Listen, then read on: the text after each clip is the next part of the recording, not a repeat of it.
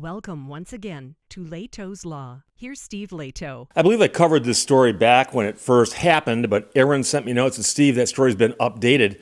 This is from the Morristown Daily Record. William Westhoven wrote this. North Jersey man fined $13,000 for cutting his neighbor's trees, but his problems aren't over.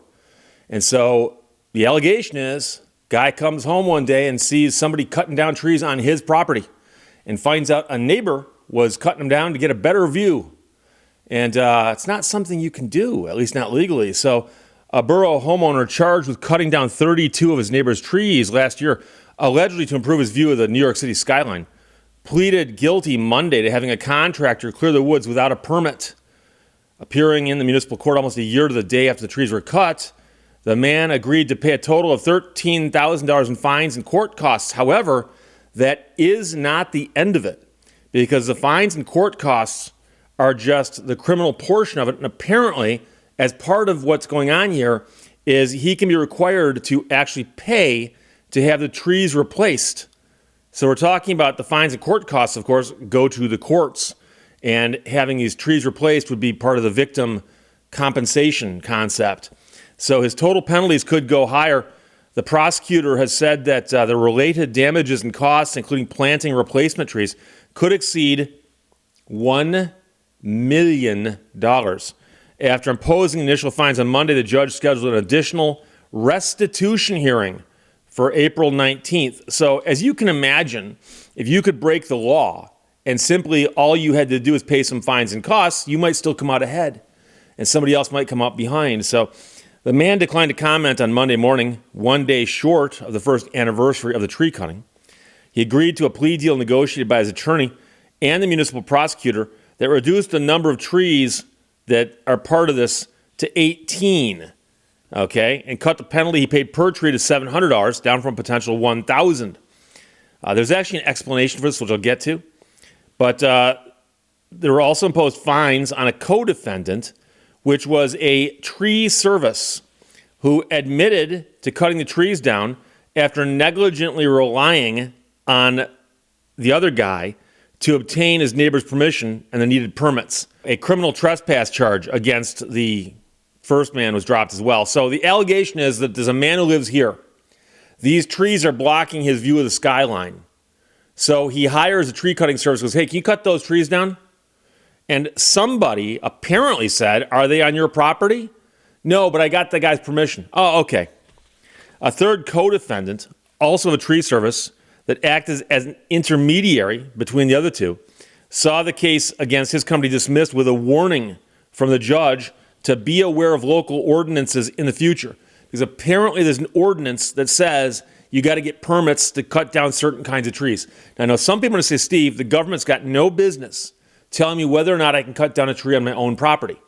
And I can see that argument all day long. But here you can see how the argument, how this scheme would work to help you. Because if you got to pull a permit to cut a tree down, these people would have gone in someplace and said, we need a permit to cut these trees down. And they say, those trees aren't on your property. You can't cut them down without their permission. They've got to come in and get the permit. And so if somebody had actually been trying to follow the rules here, the rules could have saved these trees. So the man whose trees were cut down was at the hearing as well. He says, I'm never going to be 100% satisfied.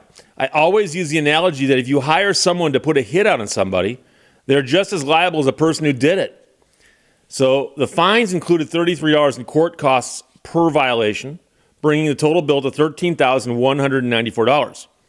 One of the tree cutters was charged $300 per tree, plus court costs for a total of $5,994. So the two defendants were told they had to pay all this money.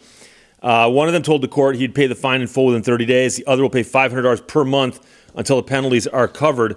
During an October virtual hearing, the municipal prosecutor noted that the ultimate penalty could go much higher because the defendants and co-defendants could also be made to pay for removing the stumps, the debris left behind, and then for replanting and monitoring new seedlings. We're certainly dealing with substantial penalties, but those pale in comparison to the potential restitution claims, which are approaching or may exceed 7 figures. How much, if any, of those costs would be added at the restitution hearing was unclear by the end of the session the other day. A forester said that the number of trees considered in the penalties was reduced because some did not legally qualify as trees that fall under the statute. And it has to do with the size. So they're less than 6 inches thick at the trunk and less than 4.5 feet tall, then the same penalties don't apply. So most of the trees were cut at the stump. So how do you really gauge height? Somebody said. I think the court did whatever they could within the written law. Now, the case originally drew national attention after a friend of one of these people posted a thread on Twitter that was viewed almost 3 million times. The subsequent online court appearance in June had to be delayed because so many people from the public flooded the Zoom call beyond capacity. So the man came home on February 27th, a year ago, and heard chainsaws in the back of his 7-acre property. After contractors said they'd been hired by somebody else, the man called the police. He asked, why would anybody feel they had the right to encroach on somebody's property that's clearly outlined by their own fence and do as they please on somebody else's property? It just felt like a very egregious act, almost too egregious, a disrespectful act. So the man is implying that there's actually a fence on the property line and that the tree cutters were on the other side of the fence cutting down trees for that side, which would indicate that somebody should have known better. Meanwhile, the man who is alleged to have had the trees cut down has since sold his home.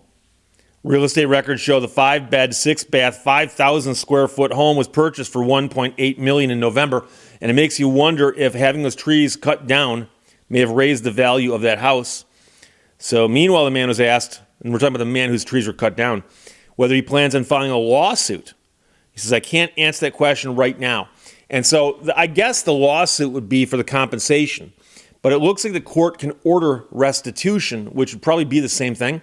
I've mentioned before that in some states, like Michigan, there's a law specifically on the books about trespassing and the cutting and taking away of somebody else's timber.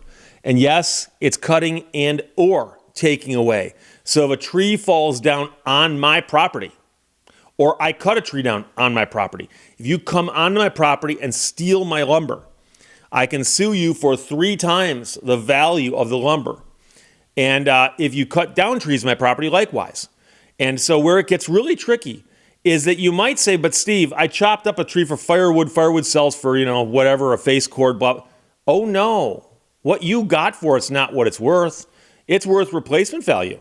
What's it cost to put a tree back up? Oh, wait, you can't put a tree back up. So if you've got, like, say, I don't know, a gigantic oak tree in your property, it's 100 years old and it gets cut down, it's not just the value that the wood sold for that you'd get in compensation for that.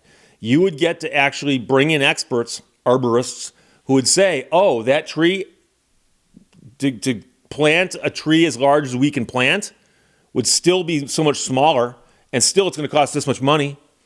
And so you'd actually get to be able to ask a jury, what's the other value of the tree, of having it out there, being able to look at it, of just it being there. So let's suppose you can replace it with a tree half as big. It's still short, literally and figuratively.